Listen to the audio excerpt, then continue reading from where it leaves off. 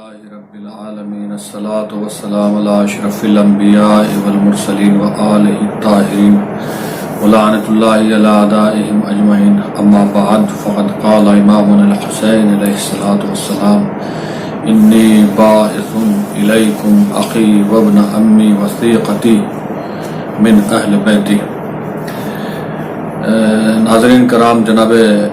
مسلم بن عقیل تاریخ اسلام کی وہ نایاب شخصیت ہے جو کسی بھی طرح سے محتاج تعارف نہیں ہے. آپ کی ولادت باسعادت مدینہ منورہ میں ہوئی اور آپ کی شہادت سن 60 ہجری 9 ذی الحجہ سرزمین کوفہ پر ہوئی ہے. اور آپ کا معیار اور آپ کا وقار اس وقت اور زیادہ بڑھ جاتا ہے جب ہم تاریخ میں پڑھتے ہیں کہ آپ کا ازدواج اور آپ کی شادی جو ہے امام علی علیہ الصلوۃ والسلام کی دختر نیک اختر جناب رقیہ سے ہوئی. چونکہ جو تحریر میں نے آپ حضرات کے سامنے پڑھی ہے وہ امام حسین کے خط کی وہ عبارت ہے کہ جو اہل کوفہ نے ہزاروں خط بھیجنے کے بعد امام حسین نے ہزاروں خط کے بدلے میں جو خط اہل کوفہ کے لیے ارسال فرمایا تھا اور اپنا نائب بھیجنے کے لیے جو امام حسین نے اہل کوفہ کو خبر دی تھی، وہ عبارت یہ ہے کہ جو لفظوں کے اعتبار سے تو بہت کم ہے مگر اگر مانند دیکھا جائے تو اپنے آپ میں فضائل کا ایک سمندر سموئے ہوئے ہیں. اور اس عبارت سے جناب مسلم کی اہمیت، ان کی عظمت، ان کا وقار، ان کا عہدہ، ان کا درجہ، ان کا جاہ و جلال و حشم نظر آتا ہے. یعنی وقت کا امام جناب مسلم کی اہمیت کو اس طریقے سے بیان فرما رہا ہے کہ انی باعث الیکم، اے اہل کوفہ میں تمہاری طرف مبعوث کر رہا ہوں، بھیج رہا ہوں. کسے بھیج رہا ہوں؟ اخی، اپنے بھائی کو، اپنے ابن ام کو. اور پھر امام نے ایک عجیب و غریب جملہ فرمایا: وثیقتی، میں اپنے معتمد کو، اپنے بھروسے مند کو تمہاری طرف بھیج رہا ہوں. کون؟ من اہل بیت، جو میرے اہل بیت سے ہیں. دیکھیں، امام حسین علیہ السلام وقت کا امام جس کو اپنا وثیق کہہ رہا ہے وہ جناب مسلم ہے. یعنی جناب مسلم کو امام حسین نے اپنا وثیق کہا ہے اور امام اپنا نائب، اپنا ولی بنا کر جناب مسلم بن عقیل کو کوفے کی طرف بھیج رہے ہیں. تو یہ بات بالکل واضح ہو جاتی ہے کہ زمانے کا امام جس شخصیت کو اپنا وثیق بتا رہا ہو، اس شخصیت کی عظمت اور اہمیت صرف زمانے کا امام جان سکتا ہے، وہ ہماری ناقص عقلوں میں نہیں آ سکتی ہے. اور پھر جناب مسلم کی عظمت اس وقت اور زیادہ بڑھ جاتی ہے. اور جناب مسلم کی عظمت کے لیے یہی کہہ دینا کافی ہے کہ آپ واحد وہ شخصیت ہیں کہ جو اصحاب امام حسین علیہ السلام میں سب سے پہلے صحابی آپ ہیں جو امام حسین کے اوپر جس نے شہادت پیش کی ہے. اور آپ کی شہادت اتنی عظیم اور اتنی اعلیٰ ہے کہ خود حضرت محمد مصطفیٰ صلی اللہ علیہ وآلہ وسلم نے بھی اپنے زمانے میں اپنے قول مبارک کے ذریعے سے جناب مسلم کی شہادت کو بیان فرمایا ہے اور جناب مسلم کی شہادت کی یاد دہانی فرمائی ہے. وہ کیسے؟ وہ اس طریقے سے کہ جناب شیخ صدوق اپنی کتاب اعمالی میں جناب ابن عباس سے روایت نقل کرتے ہیں اور فرماتے ہیں: قال علی لرسول اللہ، جناب مولا متقیان جناب رسول خدا سے فرماتے ہیں: یا رسول اللہ انکا لتحب عقیلا. قال ای واللہ،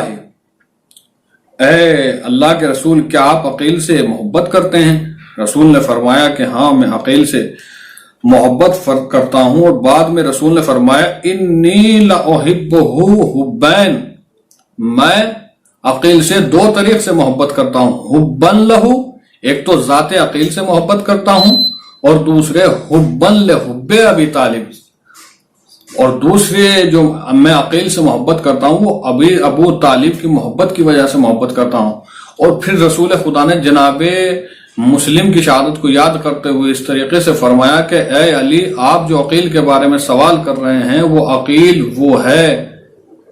کون؟ آگے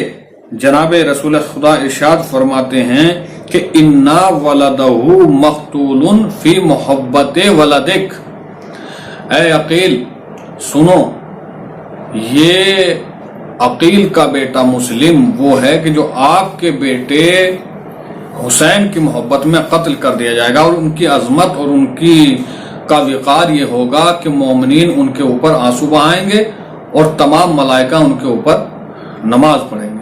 یہ جناب مسلم کی عظمت ہے۔ اور اگر شجاعت کے اعتبار سے دیکھا جائے تو جناب مسلم شجاعت کے اعتبار سے بھی اپنے آپ میں ایک واحد شخصیت ہے، اور ہمیں تاریخ کا مطالعہ کرنے کے بعد یہ پتہ چلتا ہے جناب مسلم کی شجاعت کو جب ہم دیکھتے ہیں تو ہمیں پتہ چلتا ہے کہ تاریخ کے اوراق میں جب ہم واقعہ صفین کو پڑھتے ہیں تو صفین کے واقعے میں یہ ملتا ہے کہ جناب پوری دنیا کا سب سے بڑا سورما مولائے متقیان جناب علی علیہ السلام نے جناب مسلم کو جنگ صفین میں سمت میمنہ میں مقرر کیا تھا۔ یعنی لشکر کے جو ہے 3 ہیئتیں ہوتی ہیں، ایک میمنہ ہوتا ہے، ایک میسرہ ہوتا ہے، ایک قلب لشکر ہوتا ہے۔ مولائے متقیان نے جناب مسلم کی شجاعت کو ملحوظ خاطر رکھتے ہوئے میمنہ کی طرف میمنہ کا نگران بنایا تھا، اس لیے کہ مولائے متقیان خود